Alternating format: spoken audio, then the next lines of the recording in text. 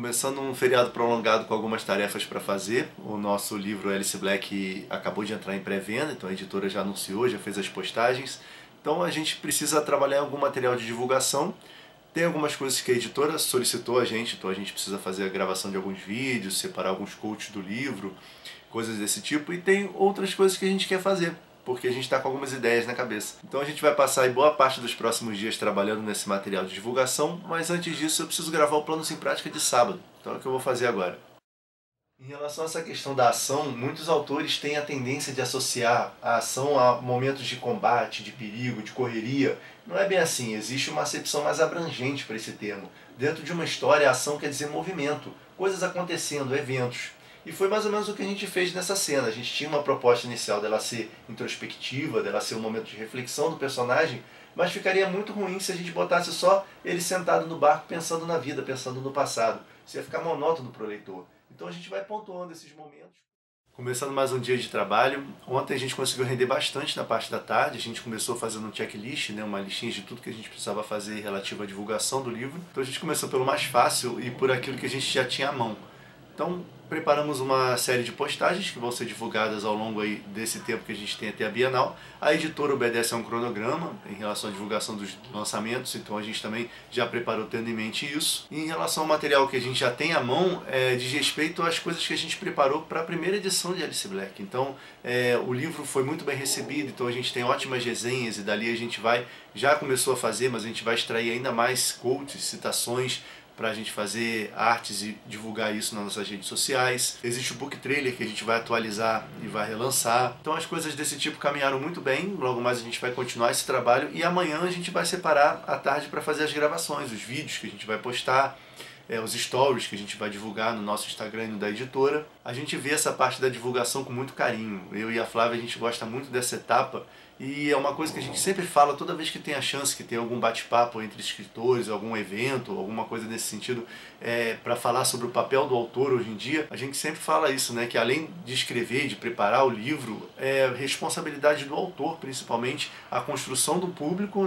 ou seja, atrair a atenção do leitor para o trabalho dele e estabelecer uma proximidade com os leitores já conquistados, mantê-lo sempre próximo, dar uma abertura para poder haver um diálogo, uma troca ali, que isso deixa a experiência muito mais interessante, tanto para o leitor quanto para o autor. Então é acreditando nisso que a gente realmente trabalha com muita atenção, muito carinho nessa parte da divulgação do livro. E aí ontem à noite nós saímos para jantar e aproveitamos para continuar as discussões sobre a história nova, sobre o livro novo, que a gente vai pegar com afinco mesmo no final do ano. Então a gente já tem ali uma ambientação esboçada, a gente já tem um lugar onde a gente acredita que vai acontecer a história, e a gente está em busca ali de uma premissa, da premissa ideal, e estamos na fase assim de definir as fontes de pesquisa, onde a gente vai buscar material para poder enriquecer a nossa ideia inicial. E eu acredito que até o final do ano mesmo a gente já vai ter essa premissa bem definida, e passando a Bienal a gente vai dar prioridade total a essa história e vai trabalhar nela ao longo de 2020 todo para lançar o livro em 2021. E como a gente separou a parte da tarde então para continuar trabalhando na divulgação da Alice Black, vou aproveitar esse tempinho agora de manhã para adiantar o vídeo do Stephen King de quarta-feira, que eu vou finalizar os tópicos abordando o estilo de escrita dele. E o último vídeo que vai fechar essa série é a leitura comentada do livro It, a Coisa, que eu vou deixar para fazer mais pra frente. Na minha opinião, é aí que grande parte dos autores que tentam escrever como ele falham, porque às vezes a escrita conversacional está até lá, essa escrita casual, que já é característica do Stephen King. Mas ali fica um texto magro, falta dar aquela ênfase às imagens, conseguir fazer o leitor enxergar de fato as palavras e projetar o que está acontecendo na história em uma tela imaginária, que é o efeito que muitas vezes a gente tem quando vai ler as obras do Stephen King. Eu vou fazer um vídeo só sobre essa ferramenta da metáfora ampliada, vou falar com um pouquinho mais de detalhes como é que ela funciona, mas aqui eu vou comentar rapidamente dois exemplos tirados das obras do Stephen King para ficar mais fácil de entender. O primeiro é A Espera de um Milagre, onde é feito um paralelo entre a trajetória de um dos protagonistas e a de Jesus Cristo. E o segundo é Christine, que a história gira em torno de um carro, Christine é o nome do carro, e o Stephen King já afirmou que o carro simboliza o fim da inocência, que geralmente a época onde as pessoas adquirem o primeiro carro é também a época de encarar os problemas, de se engajar nas responsabilidades da vida. Então ele meio que quis fazer um paralelo aí. Bom, a gente já separou bastante material até agora, a parte textual já está quase pronta, a gente está fazendo pastas no computador para poder separar direitinho, que são coisas que a gente vai usar a longo prazo, E agora a gente está vendo a parte visual. Então eu estou aqui no nosso site, existe a página só do livro Alice Black, com o release, as resenhas, as citações, E nessa parte de citações, A gente já tem várias feitas que a gente usou no lançamento de 2015, a gente deixou publicadas aqui. Só que a gente precisa rever. Por quê? Primeiro porque as artes podem ser melhoradas, a gente tem versões melhores dessas imagens que a gente já usou.